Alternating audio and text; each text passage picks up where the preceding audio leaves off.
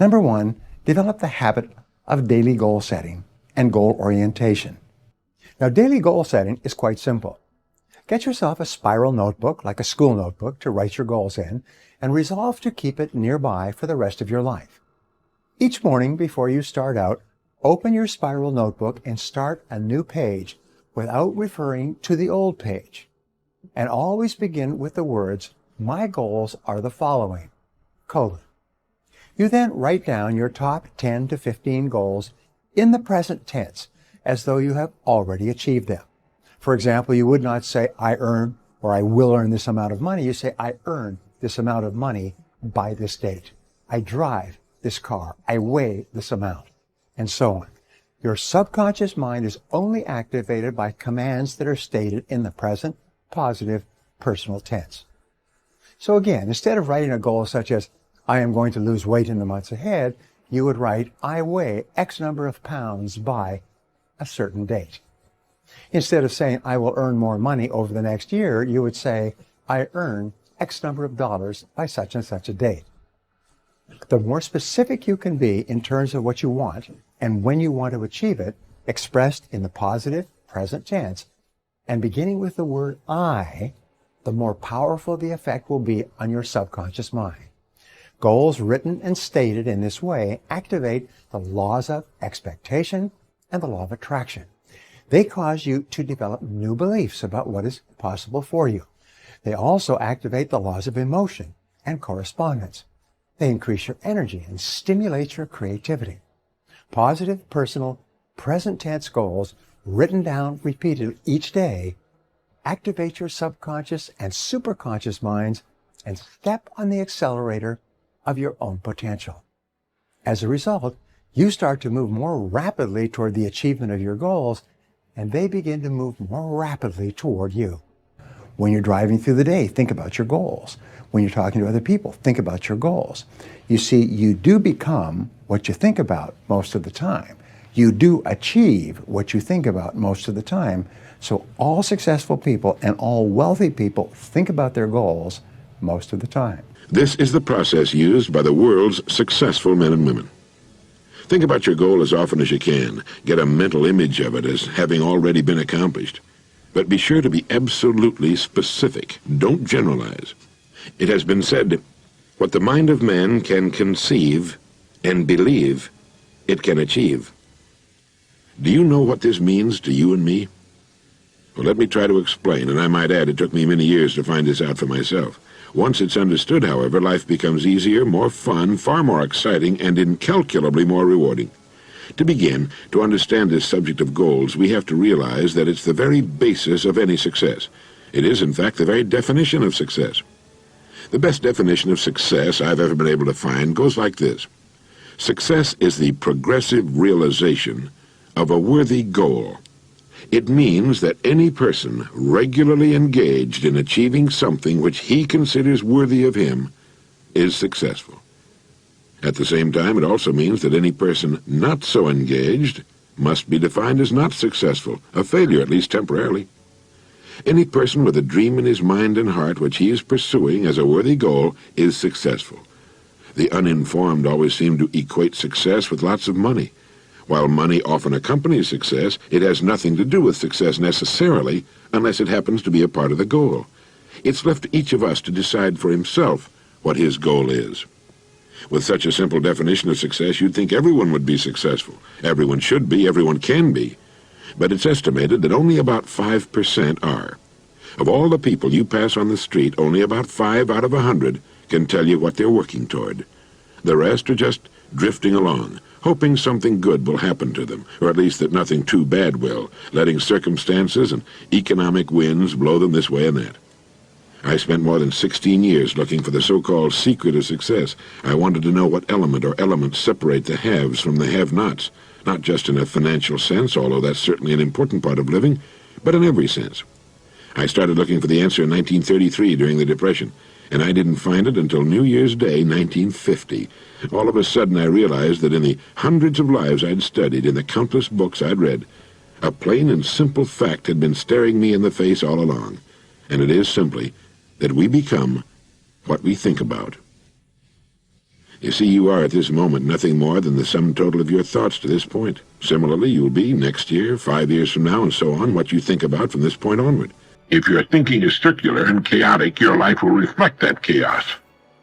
But if your thinking is orderly and clear, if you have a goal that's important for you to reach, then reach it. You will.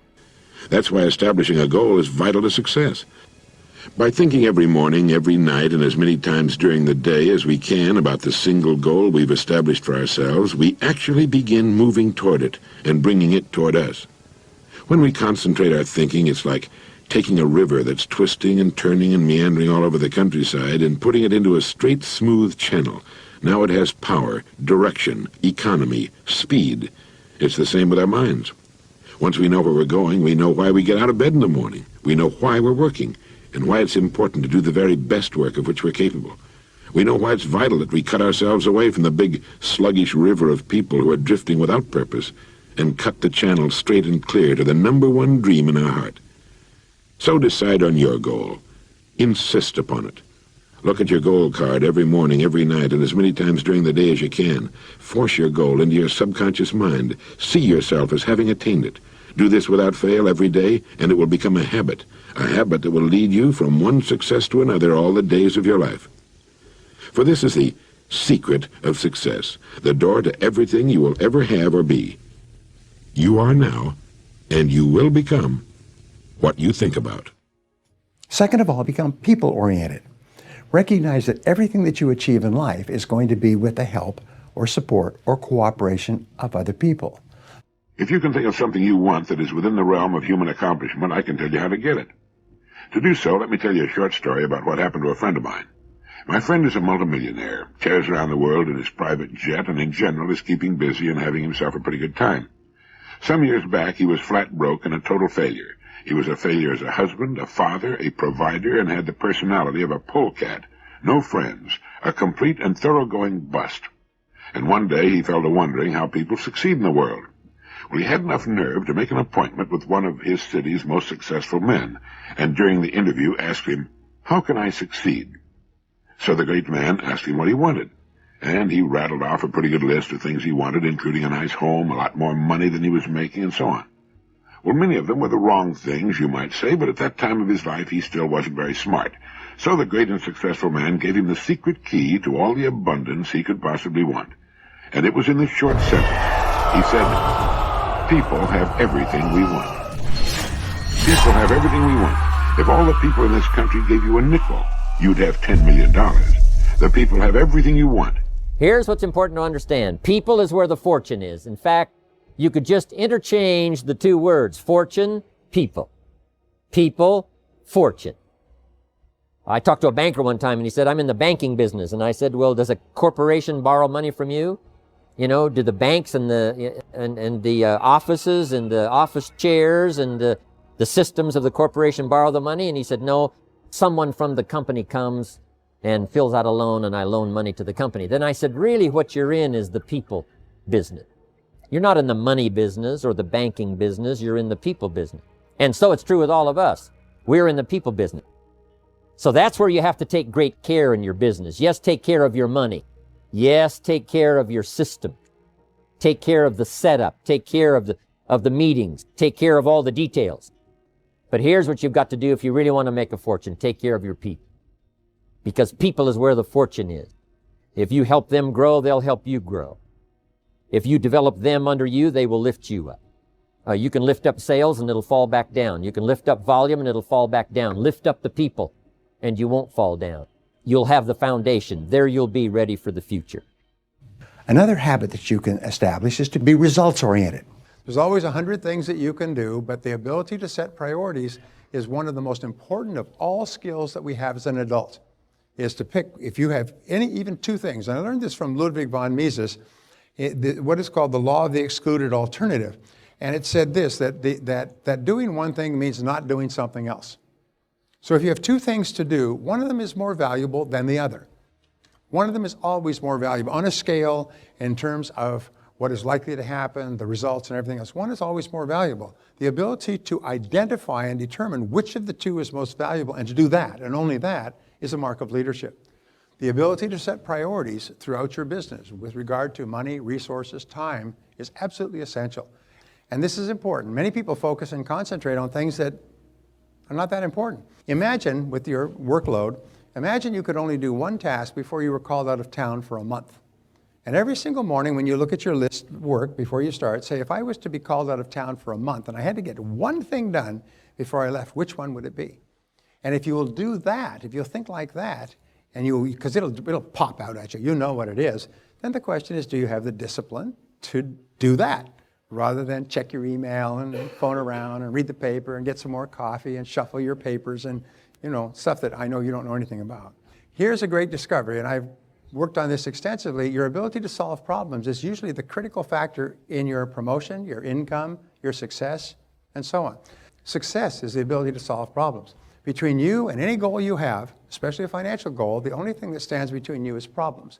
Your ability to remove the obstacles that hold you back from achieving your financial goals is the critical skill of all. And what is the most important thing that solving problems requires? Thinking, defining the problems clearly, defining the solutions clearly, picking the most important solution to the most important problem and taking action on it and working on it and expecting it not to work a few times until you finally break it through. One of my favorite stories, which you're familiar with, is Thomas Edison working on the electric light bulb. And the story of it is very interesting. It goes back for years, but bottom line is, after conducting 5,000 experiments, and these were mentioned in the newspapers, a journalist came to him and he said, Mr. Edison, why do you persist in trying to invent an electric light bulb when everybody knows that man was meant to light their way through life with kerosene lanterns? He said, you failed 5,000 times. Is that a good use of resources? And his answer was this. Remember, he said, young man, you don't understand the way the world works. I have not failed at all. I have successfully identified 5,000 ways that will not work, which puts me just 5,000 ways closer to the electric light bulb, and I will have the electric light bulb. It was experiment 11,332 or something like that, where the filament lasted and the light bulb burned all night, and it changed the world. But he said, there's no question. He said, all of success is simply taking away all the ways that don't work until the only way that's left is the way that will. And that's very important for us, is to realize every time you make a mistake, you say, hey, that's progress. That's one more way that doesn't work. Another habit you can have is to stay health-oriented. Got to take care of yourself. Do not neglect to take care of yourself. Key phrase, vitality is a major part of success. Vitality. I know a guy that raises racehorses. I'm telling you, the guy feeds his horses better than he feeds himself. He's so careful what they eat. He's so careful that they get everything. But you ought to see this guy. 10 steps up a flight of stairs, and I mean, he's all out of breath. Some people feed their dogs better than they feed their kids. Get involved in some form of disciplined exercise. Keeping fit and feeling good has a positive effect on your attitude, not just your appearance. Even if you're not into sports, there are some cassette programs and books on how to stay in excellent shape in only 20 to 30 minutes a day. Get the tapes and find your best way to stay physically fit. Just develop a bit of consciousness about taking care of yourself physically. Physical fitness pays great dividends in terms of your energy level, your ability to live a long, healthy life, and your general sense of well-being. Do all you can to stay fit, to stay healthy, and to stay well, because physical health and fitness affect how you feel about yourself and how you perform in the marketplace. When you feel good about yourself, other people will feel good about you too. Appearance, vigor, vitality, and well-being have a lot to do with how your life works out. And the final habit is that of self-discipline. And I have written and spoken upon this for years and years and years, but self-discipline seems to be the foundation habit that makes everything else possible. And the best definition of self-discipline is that self-discipline is the ability to make yourself do what you should do, when you should do it, whether you feel like it or not. You see, anybody can do it if they feel like it. It's when you don't feel like it and you do it anyway that you eventually develop the self-discipline that makes everything else possible. We all must suffer one of two pains. Regardless of your choice of lifestyle and what you want to do, we must all suffer one of two pains. The pain of discipline or the pain of regret. And what we suggest to everybody is to consider the disciplines, because disciplines weigh ounces, regrets weigh tons. You don't want to substitute a discipline for a regret. In our opinion, that would be a poor choice. Now, you can do it, but some things are poor trade-offs. The old prophet said, what if you gained the whole world, but it cost you your soul? Would that be worth it? And with a bit of intelligence, we say, no, that doesn't seem worth it. Even if you got the whole world, if you traded your soul, that experience would be so bitter and so awful and so devastating, it wouldn't be worth it. What if you got some gain by greed instead of legitimate ambition? I'm telling you, it might taste good up front, but it's going to turn bitter in the belly. For some people, they see discipline as sort of an ugly word. Don't talk to me about discipline. But what you must understand is discipline is a most incredible creative force. Discipline builds a career. Discipline develops good health. Discipline forms the most incredible marriage. Discipline puts together a friendship that won't quit forever. Discipline develops skills that can be magnified, and touch the world. And the disciplines is the open door to the creative process to turn nothing into something and to turn imagination into reality. So here's what you must learn to do. Appreciate the disciplines and welcome the disciplines. The key to development is to be all that you can possibly be. I don't know what your talents are. I don't know what your skills are, but here's what I probably am right on, that you're behind on an accelerated effort toward your full development. I would suggest that. Now, for some of you, I know that's probably really not true. But even as I look at my own life, because, I'm tempted to procrastinate just like everybody else. I should have written 30 books by now. I've only written 4 or 5. I should have done a lot of things, but I haven't. I got distracted, and all of us, have these challenges. But what could I become? What could I become? I had one of my dearest friends. I've lost him. He died at age 53. One day, and he drank a little too much. David drank a little too much, but he did all kinds of things. He was a builder, and he was a dreamer, and he did a lot of things. But his drinking sort of kept him in a fog for like years and years. About 6 years ago, he was sitting at the yacht club, and he was in a fog. And suddenly it occurred to him, I wonder what I could have accomplished all these years if I hadn't have been in this sort of foggy state. And he said that did it. And the last 6 years before he died, he was free.